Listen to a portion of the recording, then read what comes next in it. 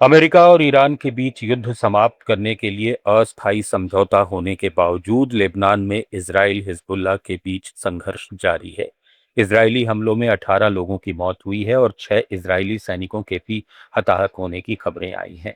Iran ने होर्मुज पर अपना नियंत्रण बनाए रखने की घोषणा की है, जबकि स्विट्जरलैंड में होने वाली आगे की वार्ता स्थगित कर दी गई है। ईरान के सर्वोच्च नेता मुज्तबा खामनेई ने युद्ध विराम को अमेरिका की मजबूरी बताया है। फ्रांस समेत कई देशों ने इजराइल पर दबाव बनाने की मांग की है कि वो समझौते का सम्मान करे।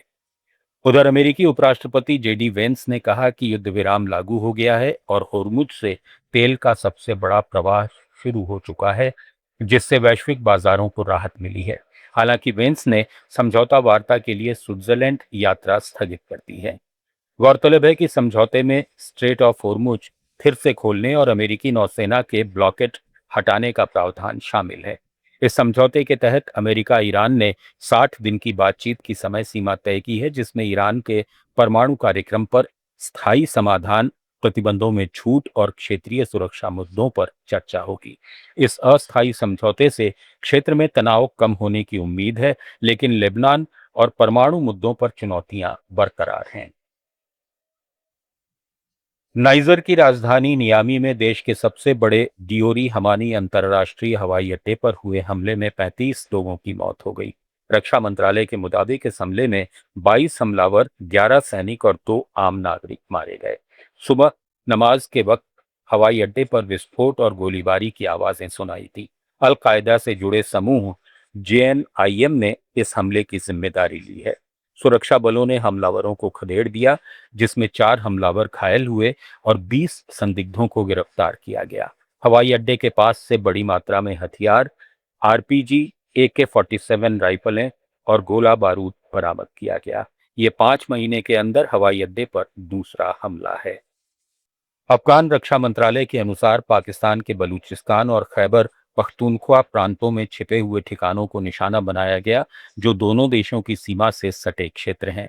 ये कार्रवाई काबुल के कई महीनों में पहली बड़ी आक्रामक कार्रवाई बताई जा रही है, जिससे दोनों पड़ोसी देशों के बीच तनाव और बढ़ गया है।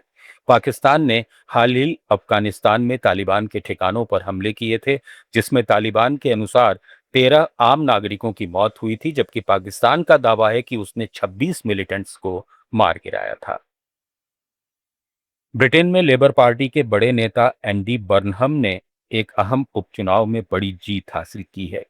ग्रेटर मैनचेस्टर के मेयर एंडी बर्नहम ने मेकरफील्ड सीट पर आसानी से जीत दर्ज की। उन्होंने hard right party reform UK के उम्मीदवार रॉबर्ट केनियन को लगभग 9,000 वोटों के अंतर से हराया।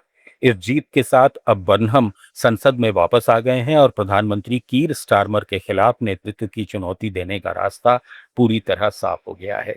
कीर स्टारमर ने उनकी जीत पर बधाई दी है, लेकिन लेबर पार्टी के अंदर असंतोष काफी बढ़ गया है। बर्नहम को किंग ऑफ नॉर्थ भी कहा जाता है।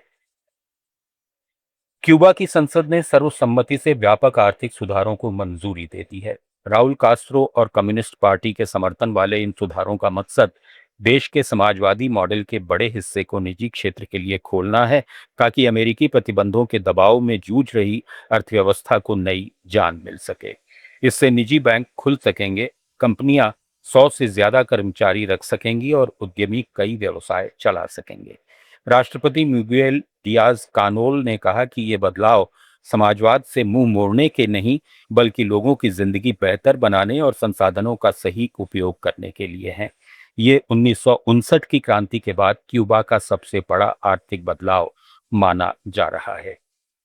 कोलंबो से मिली खबर के अनुसार राष्ट्रपति अनुराग कुमार दिसानायके ने एक गैजेट नोटिफिकेशन जारी कर imports and exports control act के तहत नए नियम लागू कर दिए हैं, जो आज से प्रभावी हो गए।